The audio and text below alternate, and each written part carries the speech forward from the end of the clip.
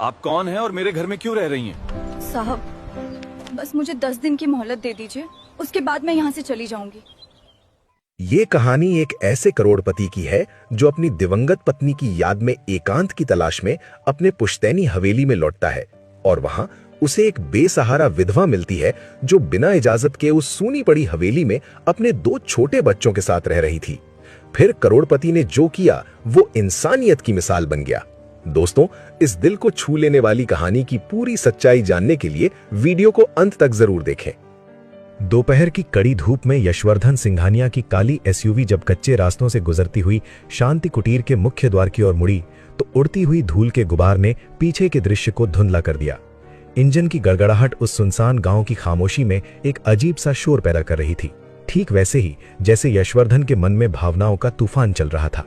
ये हवेली सिर्फ ईंट और गारे से बनी इमारत नहीं थी, ये उनकी दिवंगत पत्नी कविता के सपनों का वो आशियाना था जो अब उसकी यादों का एक शांत संग्रहालय बन चुका था।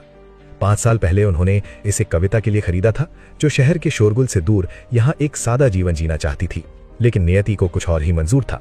2 साल पहले एक सड़क दुर्घटना में कविता उन्हें छोड़कर चली गई और तब से ये हवेली यशवर्धन के लिए एक पवित्र तीर्थ स्थल जैसी बन गई थी, जहां वो केवल अपनी पत्नी की पुण्यतिथि पर अकेले समय बिताने आते थे।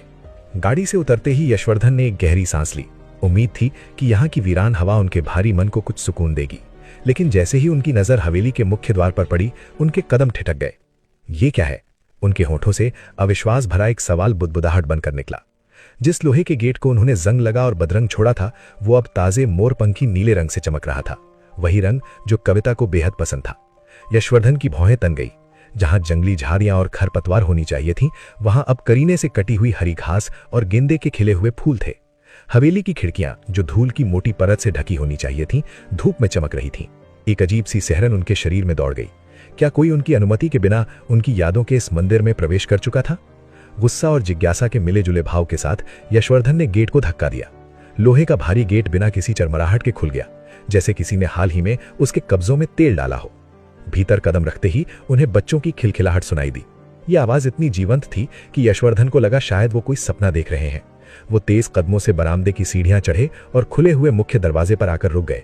सामने का दृश्य देखकर उनके पैरों तले जमीन खिसक गई। उनके आलीशान दीवान खाने में जहां खामोशी का राज होना चाहिए था, वहां जीवन धड़क रहा था। एक छोटी बच्ची मीरा हाथ में एक पुरानी गुड़िया लिए सोफे के चारों ओर दौड़ रही थी।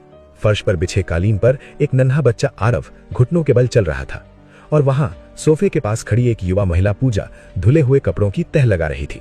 कमरे में बासी हवा की जगह ताजे पके हुए भोजन और अगरबत्ती की हल्की भीनी खुशबू थी। यशवर्धन के जूतों की आवाज सुनकर पूजा ने सिर उठाया। उसकी आंखों में एक पल के लिए सुकून था, जो यशवर्धन को देखते ही गहरे डर में बदल गया। उसके हाथ से कपड़ों की टोकरी छूट गई और सफेद कपड़े फर्श पर बिखर गए। आप कौन हैं? यशवर्धन की आवाज में कड़ापन था, जो उनके भीतर के दर्द को छिपाने की कोशिश कर रही थी। और आप मेरे घर में, मेरी निजी संपत्ति में क्या कर रही हैं? पूजा का चेहरा दर्द से सफेद पड़ गया।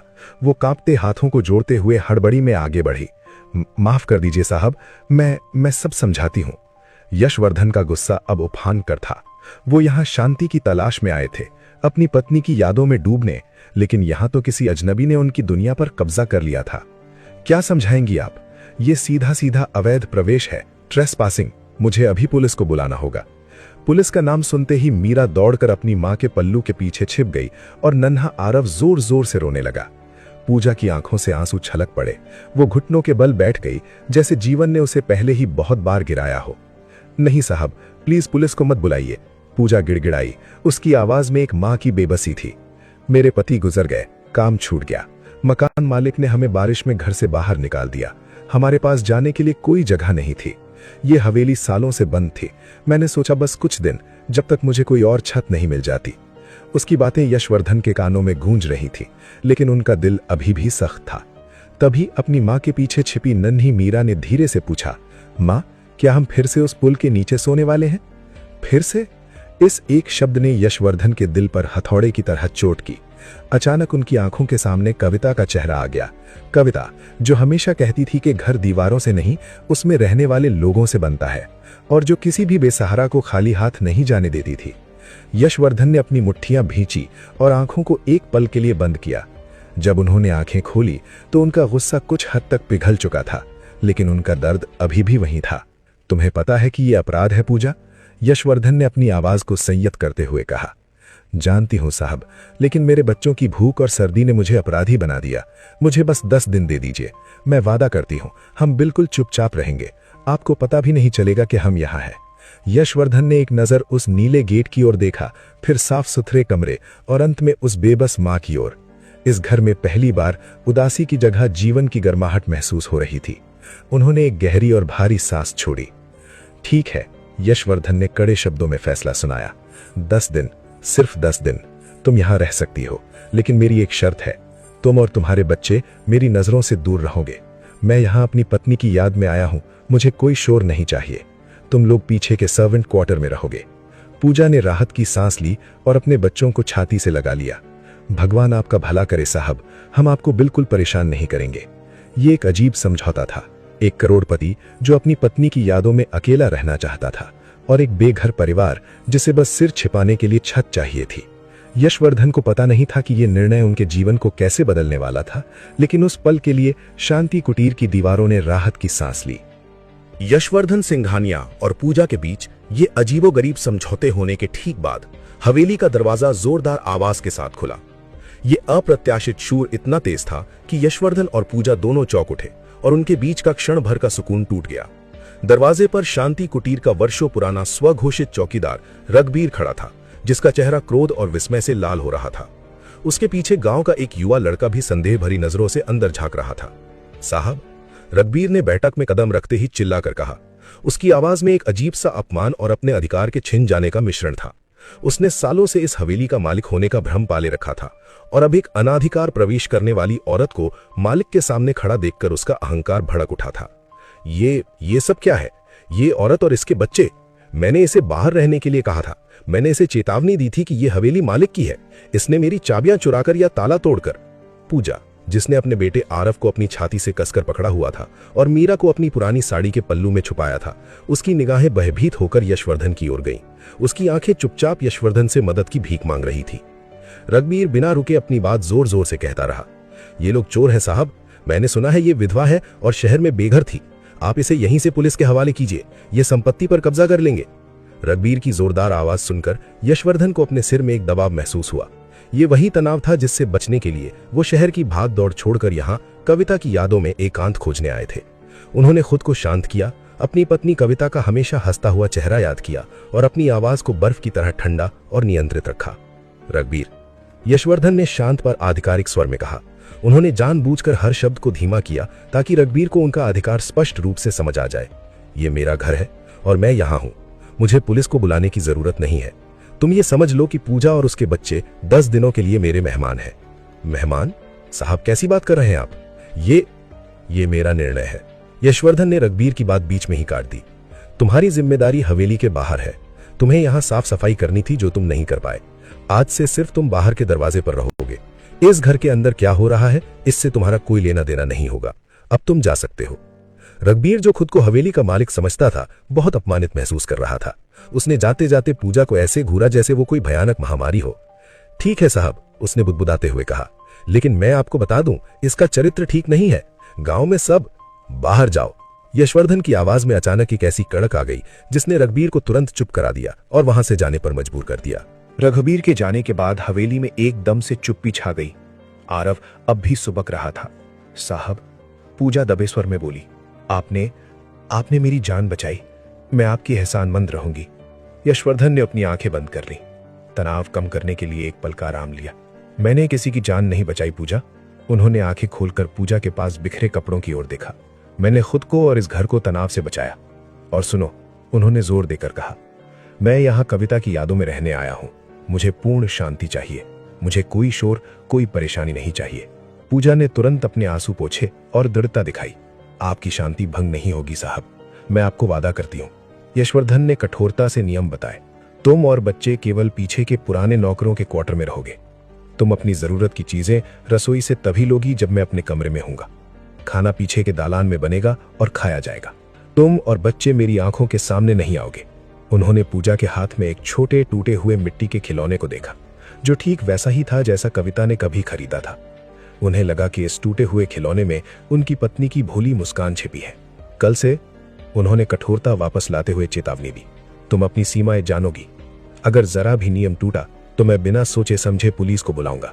हम नहीं तोड़ेंगे साहब, पूजा ने लगभग फुसफुसाते हुए कहा। यशवर्धन ऊपर अपने बड़े धूल रहित बेडरूम की ओर चले गए। दरवाजा बंद करने से पहले उन्होंने पलट कर देखा। पूजा, मीरा और आरव अब भी वहीं खड़े थे। उनके एकांत के बीच जीवन का एक अप्रत्याशित धब्बा। दरवाजा बंद करके अंधेरे कमरे में यशवर्धन की आंखें नम थीं। उन्होंने कविता की तस्वीर को देखा, जिसने हमेशा उन्हें दयालु बनने की सलाह दी थी। उन्हें नहीं पता था कि ये 10 दिन कैसे गुजरेंगे, लेकिन उन्हें यह जरूर पता था कि अब शांति कुटीर पहले जैसा वीरान नहीं रहा था। अगले दिन यशवर्धन के लिए ये किसी अजीबोगरीब एकांत कारावास जैसा था। हवेली में अदृश्य दीवारें खड़ी थीं। एक और वो ऊपर के आलीशान कमरे में अपनी दिवंगत पत्नी की यादों में और कारोबार की चिंताओं में डूबे हुए, और दूसरी ओर पूजा और उसके बच्चे पीछे के क्वार्टर में एक साये की तरह रह रहे थे। सूरज ढलने लगा और हवेली में एक धीमी दबी हुई हलचल थी। सीढ़ियों से उतरते समय यशवर्धन को नीचे से गरम दाल रोटी की हल्की सी खुशबू आई।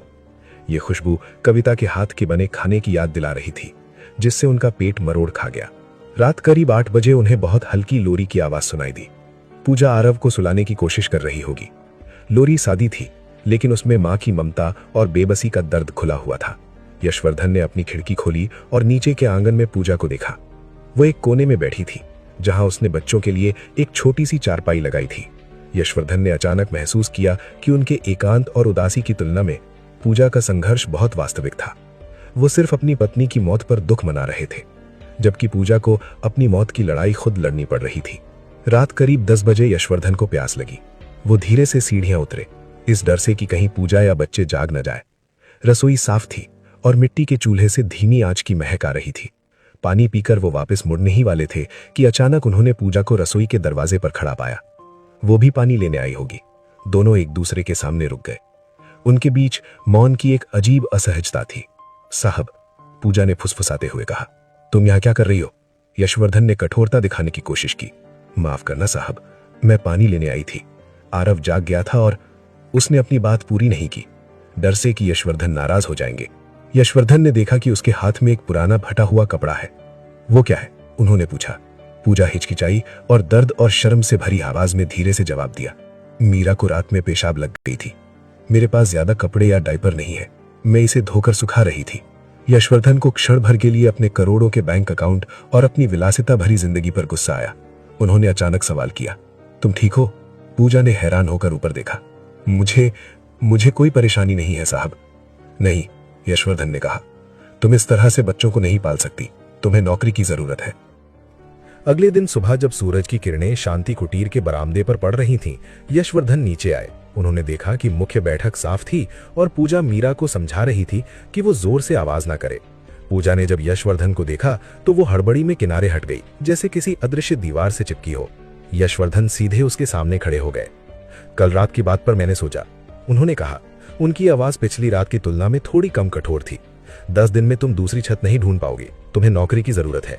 पूजा की आंखें आशा और अविश्वास से चौड़ी हो गई। नौकरी? साहब, इस गांव में कौन? गांव में नहीं, यशवर्धन ने हस्तक्षेप किया। मैं तुम्हें नौकरी दूंगा, तुम मेरी हवेली की देखभाल करोगी, बच्चों के साथ यहीं रहोगी। पूजा का दिल जोर से धड़कने लगा। ये एक ऐसी उम्मीद थी जिसकी उसने कभी कल्पना नहीं की थी। लेकिन साहब, मैं तो बस घरेलू काम जानती हूँ और मेरे पास बच्चे हैं। यही तुम्हारा काम होगा, इस घर की देखभाल करना जिसे मेरी पत्नी ने सपना समझा था। तुम यहाँ सफाई करती हो और मुझे ये पहली बार महसूस हुआ कि ये घर वाकई शांति कुटीर है। ये गेट किसने रंगा था? मैंने साहब, पूजा ने धीमे से कहा। नीला रंग बहुत पुराना लग रहा था और मैंने बाजार से रंग लाकर इसे पोत दिया। यशवर्धन ने सिर हिलाया। वो रंग जो कविता का पसंदीदा था, वो पूजा ने अपने काम के प्रति समर्पण से चुना था। देखो पूजा, उन्होंने अपनी बात को स्पष्ट करते हुए कहा, ये एक नौकरी है, भीख नहीं। मैं तुम्हें हर महीने 5,000 रुपए दूंगा। तुम्हें बाहर से आने वाले हर व्यक्ति, खासकर रघुवीर से मुझे बचाना होगा। तुम सीधे मुझसे बात करोगी। तुम इस हवेली की केयरटेकर हो। पूजा के लिए ये केवल नौकरी नहीं थी, ये एक जीवन दान था। आंसू उसके गालों पर बहने लगे। साहब, मैं ये एहसान कभी नहीं भूलूंगी, लेकिन क्या आप सच में मुझ पर भरोसा कर सकते हैं? मैं एक अनजानी औरत हूँ। भरोसा नहीं, यशवर्धन ने तुरंत जवाब दिया। ये व्यापार है। तुम मुझे शांति और मेरे घर की सुरक्षा दोगी, मैं तुम्हें वेतन और छत दूंगा। अगर तुम मुझे धोखा दोगी तो तुम्हें और तुम्हारे बच्चों को तुरंत यहाँ से जाना होगा। क्या तुम इस शर्त को मानती हो? पूजा ने अपनी आंखें पूछी और दृढ़ता से सिर हिलाया। मैं शर्त मानती हूँ साहब, मैं पूरी ईमानदारी और लगन से काम करूंगी। उसने कहा। यशवर्धन ने उसे जरूरी सामान खरीदने के लिए कुछ पैसे दिए और कहा कि वो रघबीर को बता दे कि वो अब यहीं काम करेगी। पूजा के जाने के बाद यशवर्धन अपनी पत्नी की फोटो के पास गए। देखो कविता, उन्होंने धीरे से कहा, मैंने तुम्हारे लिए इस घर को जिंदा रखने के लिए एक नया इंतजाम किया है। उनके चेहरे पर एक हल्की मुस्कान आई जो 2 साल में पहली बार दिखी थी। जैसे जैसे दिन गुजरते गए यशवर्धन का जीवन एक अप्रत्याशित लय में ढलने लगा। उन्हें अब सुबह ताजे फूलों की खुशबू और पूजा के हाथों से बनी इडली की महक आती थी। वो अभी भी अपना ज्यादातर समय ऊपर अपने कमरे में बिताते थे, लेकिन अब वो नीचे आने से डरते नहीं थे। उन्हें पता था कि वो शोर जो पहले हवेली में घुसपैठ जैसा लगता था, अब मीरा की खिलखिलाहट के रूप में था और आरव के घुटनों के बल चलने की धीमी प्यारी आवाज के रूप में था। एक शाम यशवर्धन अपने कमरे में काम कर रहे थे जब उन्हें अचानक छाती में तेज दर्द हुआ। ये दर्द ऐसा था जो उन्हें कविता के जाने के बाद से होता था, तनाव और अकेलेपन का दर्द। वो उठने की कोशिश कर रहे थे लेकिन उनका शरीर साथ नहीं दे रहा था। उनका ब्रीदिंग पंप जो हमेशा उनके पास होता था, टेबल पर दूर रखा था। उनकी आवाज भी नहीं निकल रही थी। ठीक उसी पल पूजा ऊपर आई। उसने दरवाजा खटखटाया, लेकिन कोई जवाब न मिलने पर उसने दरवाजा खोलकर झांका। उसे यशवर्धन का चेहरा पसीना और दर्द से भीगा हुआ दिखा। वो बिना एक पल सोचे कमरे में भागी। साहब, क्या हुआ? पूजा चिल्लाई। यशवर्धन ने मुश्किल से अपने हाथ को पंप की ओर इशारा किया। पूजा ने तुरंत स्थिति को समझा। वो भागकर पंप लाई और यशवर्धन के मुंह के पास रखा। उसने उन्हें सहारा देकर बिस्तर पर लिटाया और उन्हें शांत होने के लिए धीरे धीरे ओम का जाप करने को कहा। जब कुछ देर बाद यशवर्धन की सांसें सामान्य हुईं, तो उन्होंने आंखें खोलीं और सामने पूजा को देखा। वो डर और चिंता से भरी हुई थी। आपका दिल, आपको क्या हुआ था साहब? पूजा ने दबे स्वर में पूछा। यशवर्धन ने बहुत धीरे से जवाब दिया, मुझे एरिथमिया है। मेरे दिल की धड़कन अनियमित हो जाती है तनाव में, कविता की मौत के बाद से। इसीलिए मैं ज्यादा अकेला नहीं रह सकता। डॉक्टर ने कहा था कि मुझे शांति और किसी के साथ की जरूरत है। पूजा के चेहरे पर अब केवल करुणा थी। उसने तुरंत उनके पास बैठकर उन्हें पानी दिया। मुझे नहीं पता था साहब, मैं माफी चाहती हूं कि मैंने आपको परेशान किया। तुमने मुझे बचाया है पूजा, यशवर्धन ने बीच में ही कहा। उनकी आवाज अब दर्द की बजाय कृतज्ञता से भरी थी। अगर तुम आज यहां नहीं होती तो मैं शायद चला गया होता। यह घटना उन दोनों के बीच की दूरी को मिटाने वाली थी। पूजा को अब पता था कि उसका मालिक केवल करोड़पति नहीं है, बल्कि एक दुखी और बीमार इंसान है। यशवर्धन को पता था कि पूजा केवल एक बेघर महिला नहीं है, बल्कि एक ऐसी इंसान है जिसने उनकी जान बचाई है। इस हवेली की दीवारों ने इस रात एक नया गहरा बंधन बनते देखा था। अब यशवर्धन अपने कमरे से अधिक समय नीचे बरामदे में बिताने लगे थे, जहां वो काम करते हुए भी बच्चों की हल्की फुल्की आवाजें सुन पाते थे। मीरा, जो अब जान चुकी थी कि साहब एक खतरनाक पुलिस वाला नहीं बल्कि एक दयालु इंसान है, कभी कभी अपने टूटे हुए खिलौने लेकर उनके पास आ जाती थी और चुपचाप उनके पैरों के पास बैठकर खेलने लगती थी। यशवर्धन को यह सब देखकर अजीब सा सुकून मिलता था, एक ऐसा सुकून जो कविता की मृत्यु के बाद उनकी जीवन से गायब हो गया था। एक दोपहर हवेली के पिछले आंगन में, जहां पूजा कपड़े धो रही थी, यशवर्धन उसके पास पहुंचे। वो शायद उससे रसोई के स्टॉक के बारे में बात करना चाहते थे, लेकिन जब उन्होंने पूजा को काम करते देखा तो उनके पैर ठिठक गए। पूजा धूप में साड़ी पहने बैठी थी। उसके माथे पर पसीने की बूंदें थीं और वो गुनगुनाते हुए कपड़े धो रही थी। पूजा, यशवर्धन ने धीरे से आवाज दी। पूजा चौंक कर खड़ी हो गई। उसने जल्दी से अपने हाथ पोंछे। जी साहब, तुम काम को लेकर बहुत ईमानदार हो, यशवर्धन ने कहा। तुम इस हवेली का ख्याल ऐसे रखती हो जैसे ये तुम्हारा अपना घर हो। पूजा के चेहरे पर हल्की मुस्कान आई जो जल्दी ही दर्द में बदल गई। ये एहसान है साहब, आपके एहसान की वजह से ही आज मेरे बच्चों को छत मिली है। मैं इस घर को कविता मैडम का सपना मानती हूँ। मैंने दरवाजे पर नीला रंग इसीलिए लगाया था। उनकी कुछ तस्वीरें और पेंटिंग जो ऊपर के कमरे में है, वे सब नीले रंग को बहुत पसंद करती थी और मैंने सोचा। उसकी आवाज भर आ गई। यशवर्धन को यह सुनकर गहरा आश्चर्य हुआ। पूजा ने, जिसने कभी कविता को नहीं देखा था, उसके पसंदीदा रंग को पहचाना और अपने छोटे से प्रयास से इस हवेली को उसकी यादों से जोड़ दिया। तुमने कविता को कैसे जाना? यशवर्धन ने पूछा। जब मैं पहले यहां आई थी साहब, तो मैंने ऊपर की लाइब्रेरी में एक खुली किताब में उनकी तस्वीर देखी थी। उनकी आंखें इतनी भोली थी कि मुझे लगा अगर मैं गलती से भी इस घर में आई हूं तो वो मुझे माफ कर देंगी। ये बात सुनकर यशवर्धन की आंखें नम हो गईं। उन्हें लगा जैसे कविता ने ही पूजा को इस घर में भेजा।